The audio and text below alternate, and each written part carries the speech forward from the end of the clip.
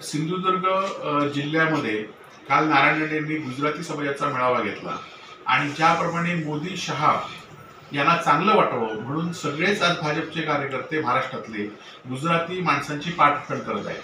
खरं तर मुंबई महाराष्ट्रापासून वेगळी करण्याचं काम गुजरात्यांनी याआधी सुद्धा केलं होतं, परंतु अनेक लोकांनी रक्ताची आहुती देऊन आज महाराष्ट्र आणि मुंबई एकत्र ठेवण्याचं काम काही वर्षापूर्वी मराठी माणसाने केलं आणि त्यामध्ये कोकणातल्या माणसं त्या आंदोलनामध्ये खूप पुढे होती संयुक्त महाराष्ट्राच्या.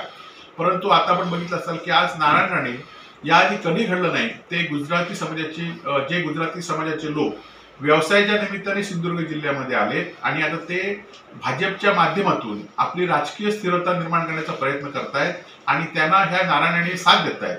खरं तर ही आम्ही जे म्हणतोय की महाराष्ट्र गुजरातला विकून टाकण्यासाठी किंवा अनेक प्रकल्प गुजरातमध्ये कसे गेले त्याचे हे उत्तम उदाहरण म्हणजे कालची नारायण राणे आणि गुजराती समाजाची भेट आहे.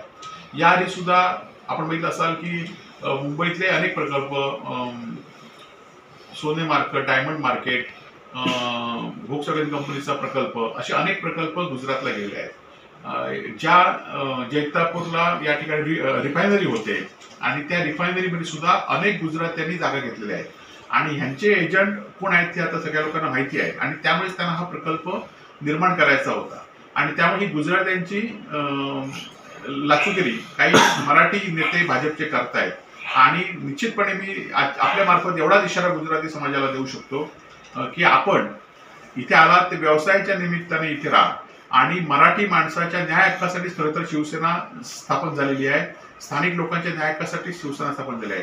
तुम्ही जर राजकारणात आलात आणि तुम्ही जर इथल्या ह्याच्यामध्ये जर ढवळाढवळ केलात तर तुमची यात आमच्या मराठी माणसाची आणि बाळासाहेब ठाकरे आणि उद्धव ठाकरेंच्या शिवसेनेची आहे एवढंच तुम्ही लक्षात घ्यावं.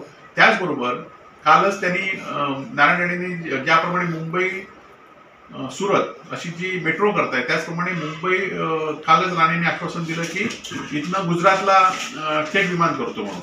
परंतु हे विमानतळ गुजरातला थेट करण्यापेक्षा विमानतळ चालू करण्याचं काम तुम्ही गेल्या 2-3 वर्षामध्ये केंद्रीय मंत्री असून करू शकला नाही किंवा ते स्थिरता ठेवण्याचं काम तुम्ही करू शकला नाही. त्यामुळे गुजरातला विमानाला गुजरातच्या एवढी लालूचगिरी करण्याचं सोडून हे विमानतळ मुंबई चिपी कसं राहील कायम सुरू यासाठी तुम्ही प्रयत्न करा. याकडे तुम्ही जास्त लक्ष द्या आणि गुजराती समाजाने या सिंधुदुर्ग जिल्ह्याच्या राजकारणामध्ये पडू नये असाच त्यांना इशारा या निमित्ताने देतो.